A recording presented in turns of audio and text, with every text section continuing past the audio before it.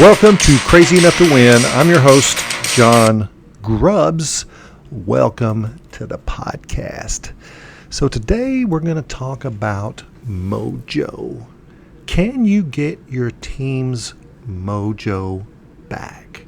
Do you feel like you're, running on a sense of constant mediocrity, ho-hum, putting in the minimum amount of effort required to get things done? So the question I want to start with is, can mediocrity dull the hunger pains for excellence in an organization? Can accepting the status quo doom your team to mediocrity? Staying hungry for that which provides the most benefit is extremely challenging and often elusive to many organizations. In other words, people just start going through the motions, or worse, they start to feel like they're just doing the same thing over and over and over again. They've lost that hunger. And there are many factors that contribute to lost hunger as an organization. This episode will focus on some common reasons we lose the drive toward excellence. Now, I'm not saying this list is the entire list, but your team can certainly reclaim breakthrough by addressing these individually and collectively. So if your team has lost their mojo, stick around. I want you to hear the ending of this episode. Hang on, enjoy the ride. So finding success can be our worst enemy. Let me say that again. Finding success can be our worst enemy. This may sound crazy, but marginal success can literally dull the pains that drive us toward excellence. I mean, unhealthy food can kill the same hunger that the proper food can provide. And this phenomenon was evident in all of the recent quiet quitting, all of the things that are going on in the workplace with people being dissatisfied, the great reshuffle, the great resignation. All these things are examples of this hunger that was lost by organizations all over the world. And the robust economy that we have created such abundance that businesses did not have to be excellent to succeed. Now, there are some headwinds coming in the economy. Some say deep recession, some say shallow recession. But most companies are starting to, get in hunker down mode. They're not necessarily driving, they're looking to survive. And poor leadership and marginal management, it can actually dampen the enormous opportunity that the economy has for many organizations. And as success was delivered, the same company, that same company can lose the drive that gave them the success to begin with. And predictably, the first economic challenges that we face are often, seen as either extreme or as, marginal at best. And the fundamentals of a hard work and determination to improve are absolute for long-term success in any market, regardless of whether it's moving up or moving down. So hang on. These are some things that I think you will find extremely valuable to get your company's mojo back. The first thing that I notice, some companies lose their emphasis on employee development. They see employee development as something that is necessary, but not necessarily a competitive strategy. And I believe wholeheartedly that the team with the best talent wins. And winning companies, excited companies, enthusiastic companies are constantly keeping their people in a state of positive discomfort, just outside of that comfort zone. Because decreasing emphasis on developing people is the very recipe for mediocrity. People are good enough. They're performing adequately. Things are fine. And failing to have a robust learning effort creates an environment where people become comfortable and are not challenged to grow and are not challenged to improve. Mediocre companies cannot afford to train, while winning organizations understand that learning is a mandatory part of the business model for success. Doing more with less requires capable team members with the talent and flexibility to remove the barriers of "not my job," as is common for the organizational masses. Don't you hate that? Not my job. Or when people are trying to stay in a small box, just do their little piece of what the organization needs. And I said it clearly, and I'll say it again. Mediocre companies cannot afford to train, while winning organizations understand that learning and development are mandatory, constantly rethinking how people learn.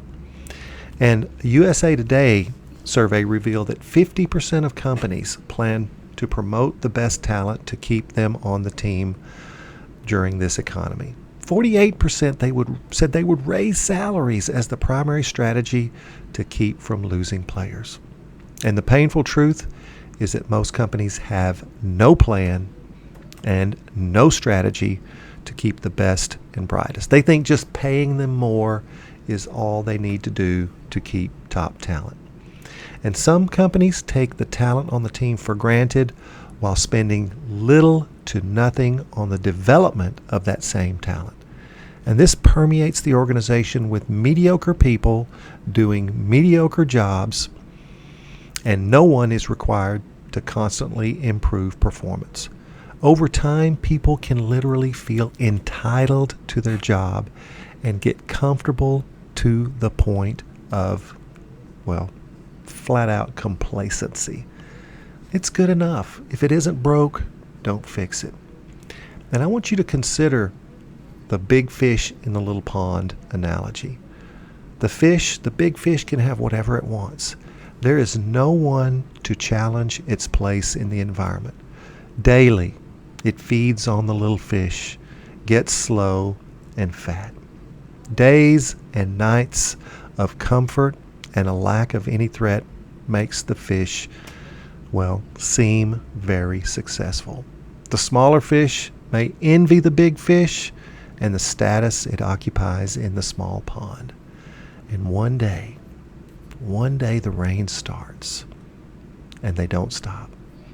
The land is flooded, and suddenly the big fish is part of a lake many times larger than the original pond.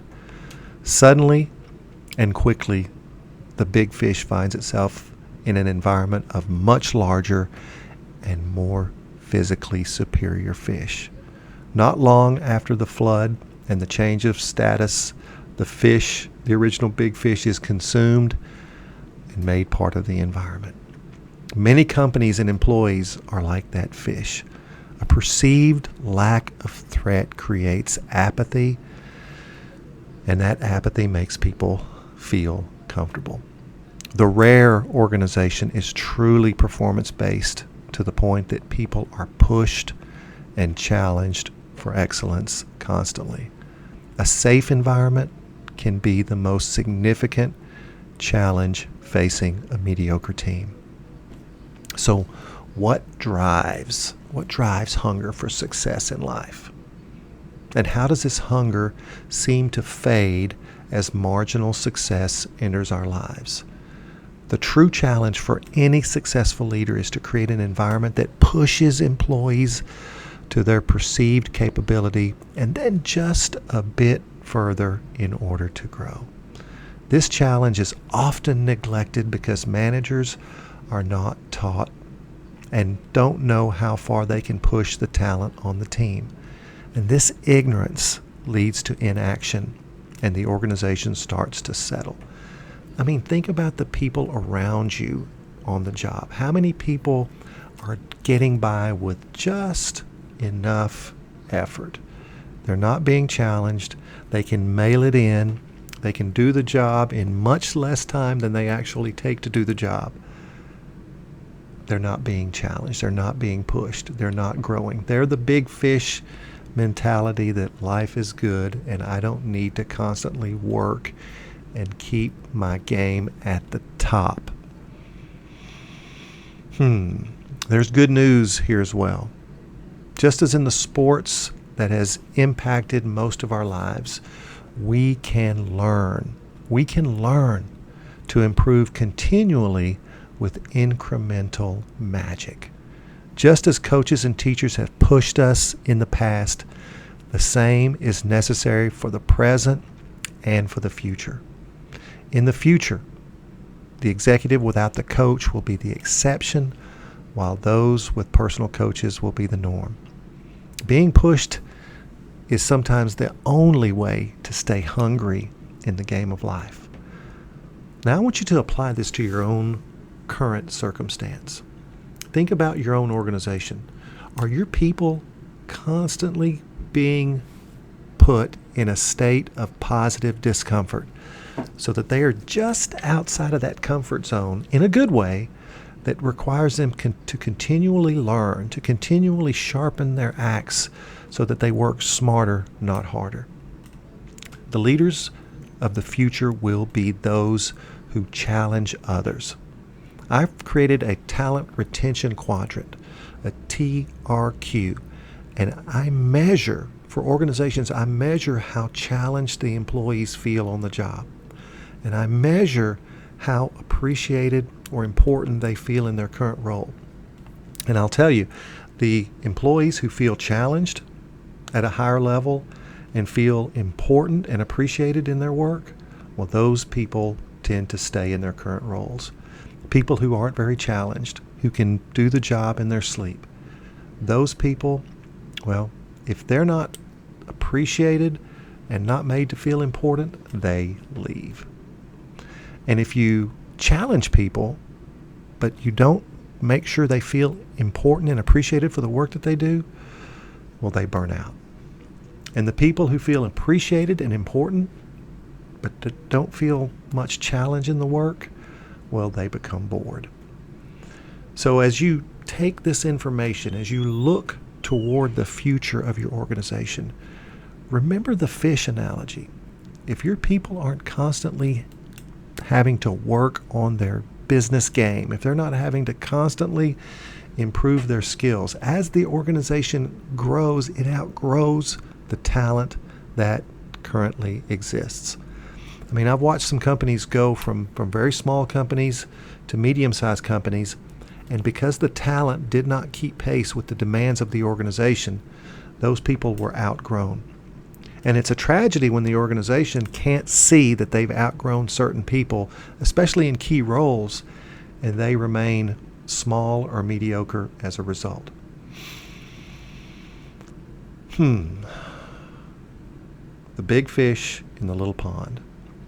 Or do you want to be a hungry, growing fish in a bigger pond with more opportunity?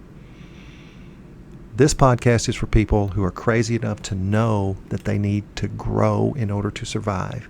They need to get better in order to know how to survive. And if your organization has lost its mojo, do you feel like many employees are just going through the motions, just putting in the bare minimum to survive? Then you may be suffering from the disease of mediocrity. And, I tell people all the time that mediocre is a disease. It's a disease, it's an infection that people get that causes them to be complacent in how they do their work, and they don't feel the need to continually get better at what they do. I mean, I heard someone say something wise recently. They said, you are either green and growing or ripe and rotting. Think about that from your people's point of view. Are your people green and growing, or are they ripe and rotting? Are they ripe with complacency? Are they ripe with mediocrity? Are they ripe with ordinary?